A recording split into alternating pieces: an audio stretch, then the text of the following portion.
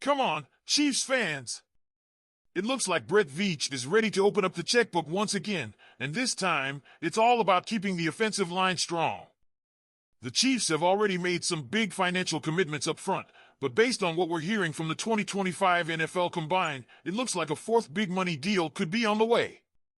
Well, we have a lot to talk about. But before I get into all the details, hit the like button if you agree that the Chiefs should look for a more affordable option at right guard.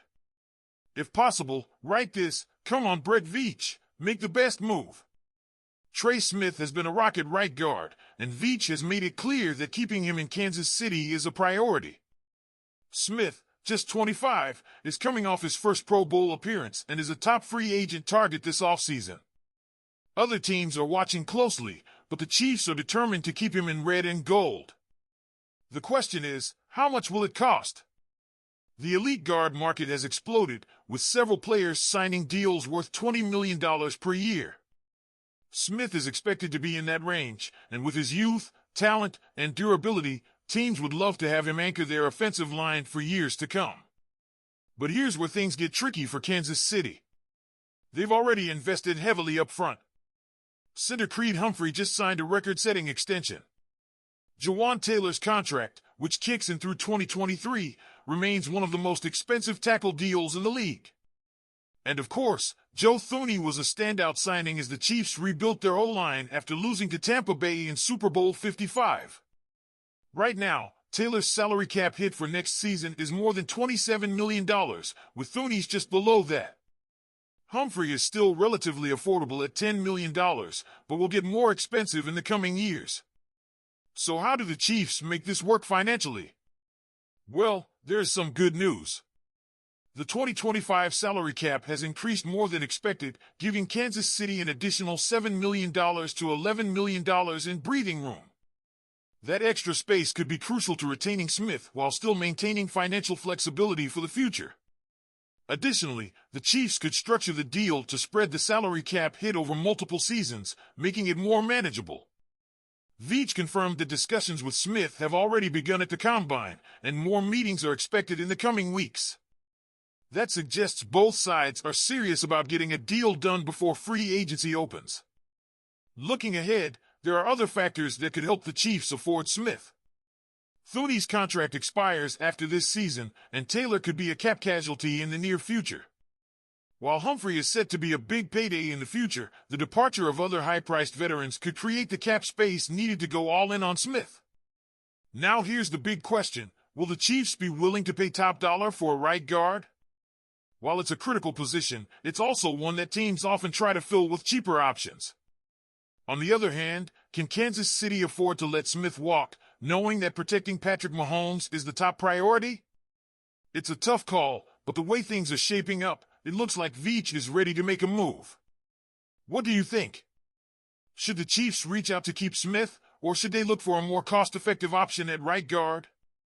Kansas City is still the team to beat in the AFC, and with the right moves this offseason, another Super Bowl run is absolutely within reach. One of the biggest questions heading into free agency is the future of Travis Kelce. At 35, he's nearing the end of his career, and rumors of retirement are swirling. If Kelce decides to hang up his cleats, it would leave a massive hole in the Chiefs' receiving core.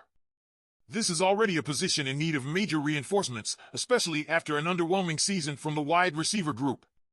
Patrick Mahomes needs weapons, and Kansas City needs to address that issue immediately. Another glaring issue? The offensive line. The Super Bowl exposed some serious weaknesses up front, and Mahomes was running for his life far too often. Trey Smith, one of the key pieces on the O-line, is set to hit free agency and could become the highest-paid guard in the NFL. Can the Chiefs afford to keep him? It's going to be tough. Kansas City already has a lot of money invested in its offensive line, and with only about $3 million in cap space, tough decisions lie ahead. Speaking of cap space, let's break it down.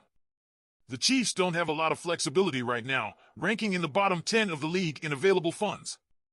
Restructuring Mahomes' contract could free up significant cap space, and if Kelce were to leave, that would free up another $17 million. But if Kelce stays, the Chiefs may have to ask him to take a pay cut. He's still one of the best tight ends in the game, but at this stage of his career, Kansas City can't afford to keep paying him like he's in his prime. So what's the game plan for this offseason? The Chiefs need to focus on two main areas, offensive line and wide receiver. Bringing in a veteran wideout who can be a reliable target for Mahomes is essential. They also need to solidify the offensive line, either by keeping Smith or finding a solid replacement in free agency or the draft. With the number 31 overall pick in the draft, a player like Purdue's Marcus Mbao, who could play both tackle and guard, could be a perfect fit. And let's not forget about Isaiah Pacheco. He hasn't looked like himself since returning from his injury, and with Kareem Hunt excelling in his absence, the Chiefs' backfield situation is one to keep an eye on. If Kansas City doesn't bring Hunt back, it could mean they're confident Pacheco is fully healthy and ready to return to his lead back role. Now it's your turn, Chiefs fans. What do you think the team should do this offseason? Should they go all in on keeping Trey Smith? The Chiefs are coming off back-to-back Super Bowl appearances, but let's be real, there are still areas that need improvement. One of them? The cornerback room. Outside of Trent McDuffie, Kansas City's cornerbacks have struggled with consistency, especially after Jalen Watson went down. And even when Watson returned in the playoffs, the secondary didn't exactly transform into a blocking unit. We all saw what happened in the Super Bowl. Watson gave up a brutal 42-yard touchdown to Devonta Smith, a play that proved costly. So if the Chiefs want to keep their elite defense, making a move for a top-tier cornerback may be necessary. That brings us to the latest buzz, Jaire Alexander. Yep, you heard that right. Ian Rappaport just reported that the Green Bay Packers are open to trading their star corner, and Chiefs Kingdom, this is the kind of move that could take Kansas City's defense to the next level. Let's break it down. Alexander was drafted by the Packers in 2019 with the 18th overall pick, and when healthy, he's been nothing short of elite. He's a two-time Pro Bowler and has 2 All-Pro selections to his name. In 2020, he racked up 51 tackles, 1 sack, 13 pass breakups, 1 forced fumble, and 1 interception, earning a 90.6 coverage grade from PFF. Then in 2022, he had another monster season with 56 tackles, 14 pass breakups, 5 picks, and an 82.1 coverage grade. When this guy is on the field, quarterbacks think twice about throwing in his direction. But here's where things get complicated, his contract.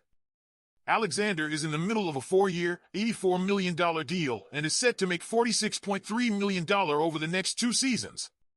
That's a huge price tag for a team like the Chiefs, who don't exactly have the cap space to spend. If Kansas City really wanted to make this happen, they would likely have to restructure his deal or work out an extension. And let's not forget, Alexander has dealt with injuries throughout his career. He's missed significant time in 3 of his 7 NFL seasons. That's a huge factor when you're talking about committing a lot of money. So, is this a move the Chiefs should make? On one hand, adding Alexander would instantly give Kansas City one of the best secondaries in the league. On the other hand, financial and injury concerns make this a risky move.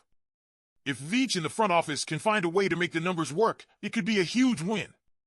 But if not, it's probably best to focus on younger, cheaper options in the draft. Now, I want to hear from you. Should the Chiefs go all in on Jaire Alexander, or is the price too high? Leave your thoughts in the comments below. And hey, before you go, be sure to hit that like button and subscribe so you don't miss any of the latest Chiefs news. We have a huge offseason ahead of us, and you won't want to miss a thing.